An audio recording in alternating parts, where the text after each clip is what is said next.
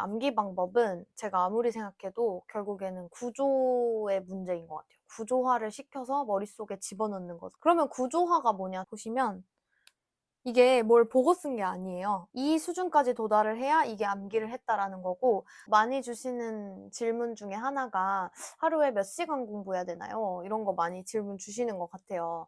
근데 사실은 우리가 이 수험의 본질을 생각해 봤을 때 내가 몇 시간을 공부하냐는 중요하지 않고요. 내가 얼만큼 했느냐가 더 중요한 것 같아요. 예를 들어 똑같은 10시간을 앉아 있어도 어떤 사람은 10시간 동안 굉장히 많은 진도를 뺐을 수도 있고, 어떤 사람은 10시간 동안 그냥 강의만 들었을 수도 있고, 그렇기 때문에 시간적 관점으로 보면 안 되고 암기적 관점, 진도적 관점, 진도 얼마나 뺐는지. 진도를 뺐다는 게 내가 그걸 그냥 단순히 읽는 게 아니고 실제로 그 파트를 이해하고 내가 지금 바로 2차 서술형을 작성할 수 있는가, 이런 관점으로 좀 봐야 될 것 같습니다. 근데 그렇게 하려면 아무래도 우리가 양이 많기 때문에 전업수험생 기준으로는 사실은 눈 떠 있는 시간에는 다 공부하셔야 된다고 저는 생각하기는 하거든요.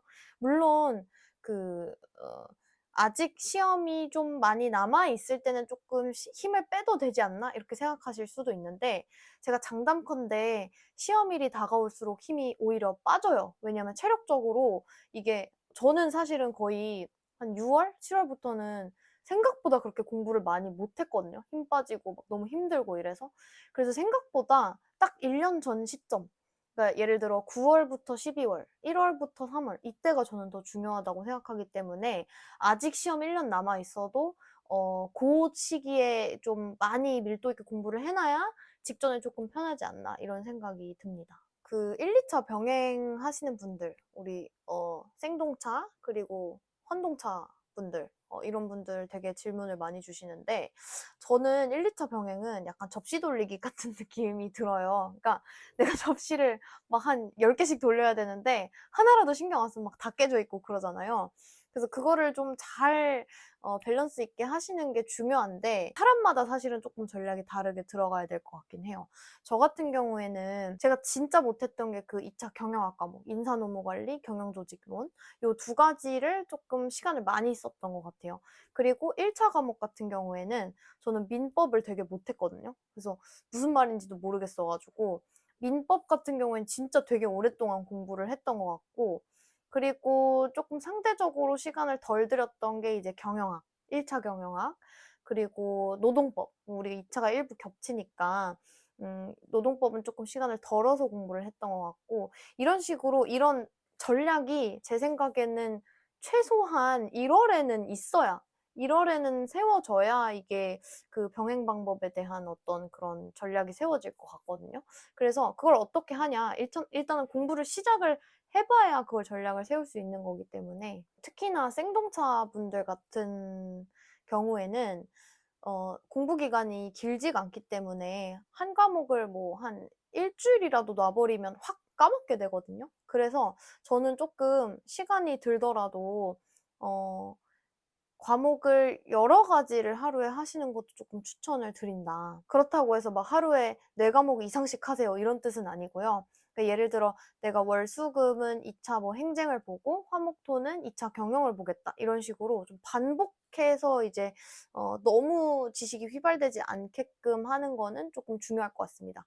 그래서 제 생각에는 조금 지향하면 좋을 것 같은 공부법이, 예를 들어 내가 1월 둘째 주 동안은 노동법만 파고, 그다음에 1월 셋째 주, 넷째 주에는 경영학만 파고, 요거는 조금 수업 기간이 짧을수록 좀 비추천하는. 그리고 암기 방법도 진짜 많이 물어봐 주세요. 근데 암기 방법은 제가 아무리 생각해도 결국에는 구조의 문제인 것 같아요. 구조화를 시켜서 머릿속에 집어넣는 것, 그게 결국에는 암기인데, 그러면 구조화가 뭐냐? 저는 구조화가 뭔지를 한 5월? 이때 깨달은 것 같아요. 그래서 그게 뭔지를 제가 조금 설명을 해드리고 싶은데, 이게 저는 아이패드로 공부를 했어요. 워낙 그 양이 많다 보니까 책을 다 가지고 다니는 게 어려워서 그냥 스캔을 해서 아이패드에 다 넣어서 다녔고, 여기 보시면 제가 이제 공부했던 그 책이 나오는데, 저는 인사노무 관리를 정말 힘들어 했거든요. 왜 힘들어 했냐면, 일단 첫 번째로 무슨 말인지 모르겠고,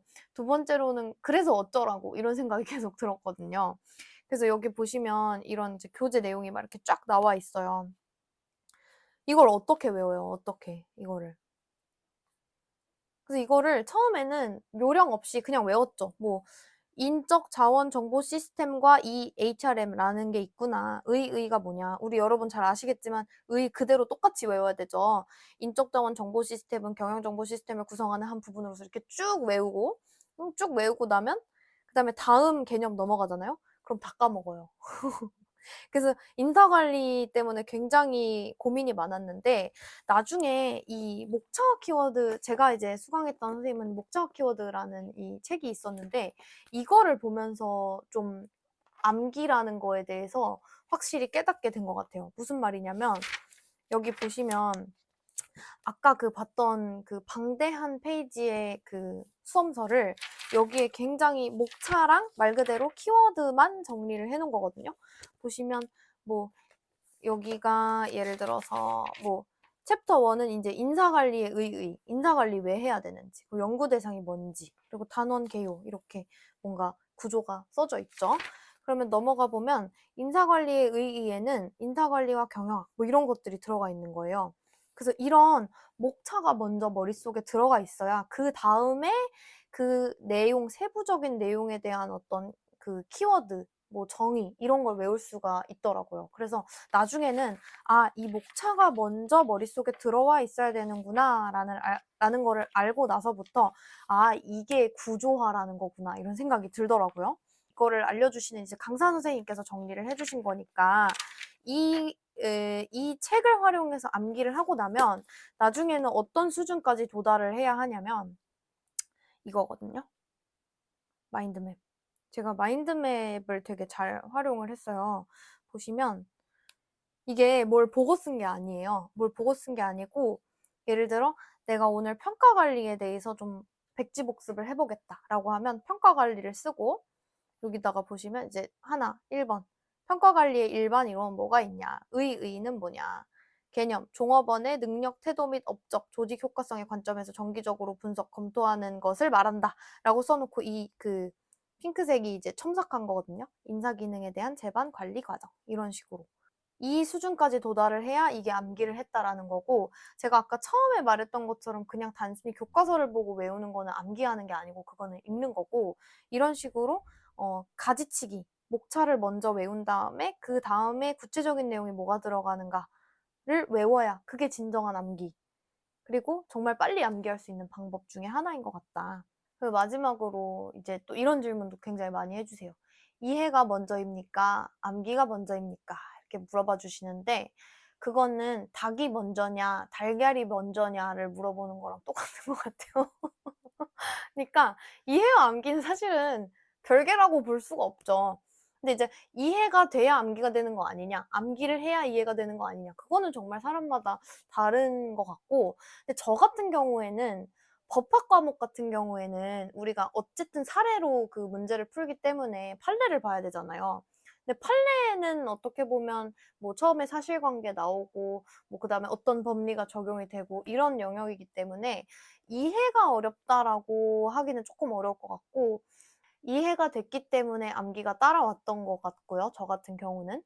근데 인사관리 같은 경우에는 암기가 먼저였어요. 왜냐하면 읽어도 이해가 안 됐기 때문에. 그래서 일단 모르겠고 외우자. 어차피 그냥 교과서 똑같이 써야 된다고 하길래 일단 암기를 했던 것 같고 암기를 하다 보니까 뒷부분 가서 앞부분에서 내가 이런 걸 외웠었는데 이게 이 얘기구나 하고 이해가 따라왔던 것 같아요. 그래서 제 생각에는 우리가 GS 연기, GS 1기 할 때는 일단은 이해에 중점을 두고 좀 하는 게 좋을 것 같아요. 나중에는 이해할 시간이 없거든요. 그냥 암기를 엄청나게 해야 되기 때문에 GS 연기와 1기라는 거는 이제 9월부터 뭐 한 다음 연도 2월, 3월 뭐 이때까지잖아요. 그때까지는 이제 이해를 위주로, 그러니까 좀 깊게 읽어보고 교과서를 그리고 생각도 좀 해보고 이게 무슨 말인가에 대해서 생각할 시간이 그때는 있거든요. 그때는 조금 이해를 위주로 하되 이제 암기를 곁들여서 해보시고 그 이후에는 더 이상 이제 이해할 시간은 없어요. 우리가 이해할 시간 없고 그냥 무조건 똑같이 외워야 된다. 그게 저의 견해다. 그러니까 공부 얘기만 나오면 갑자기 꼰대가 돼가지고 너무 좀 강사 모드로 갔던 것 같아서 조금 민망한데 지금 명절이거든요. 지금 생각해보면 명절 때 가족들도 못 만나러 가고 그냥 독서실 그 뒤주에 갇혀서 막 공부를 했던 기억이 있는데, 그래서 많은 수험생분들도 좀 그러고 계실 것 같아서 좀 응원을 해드리고 싶고, 저는 사실은 노무사가 됐을 때보다 노무사 수험 강사가 됐을 때 더 기뻤던 것 같아요. 뭔가 진짜 내가 수험생으로 그 학원에 갔었는데 강사가 돼서 여기 왔다는 게 되게 기뻤었던 것 같거든요. 그래서 말 나온 김에 이제 밀비스에서 저기 설이라고 선물을 보내주셔서 그거 한번 뜯어보면서 마무리하려고 합니다. 보시면 새해 복 많이 받으세요. 그래서 여러분도 새해에 꼭 합격하시기를 바랍니다. 또 까보면. 네, 그래서 혹시 수험 관련해서 좀 고민이 있으신 분들은 댓글로 공유해 주시면 제가 친절하게 답변해 드리도록 하겠습니다. 그리고 이제 2월 지나면 이제 3월이죠. 3월부터는 이제 사회보험법도 챙겨주셔야 됩니다. 그래서 아직 사회보험법 뭐 듣지 하고 계신 분들은 저에게로, 저는 윌비스 한림법학원에서 강의하고 있으니 많이 찾아주시면 감사하겠습니다.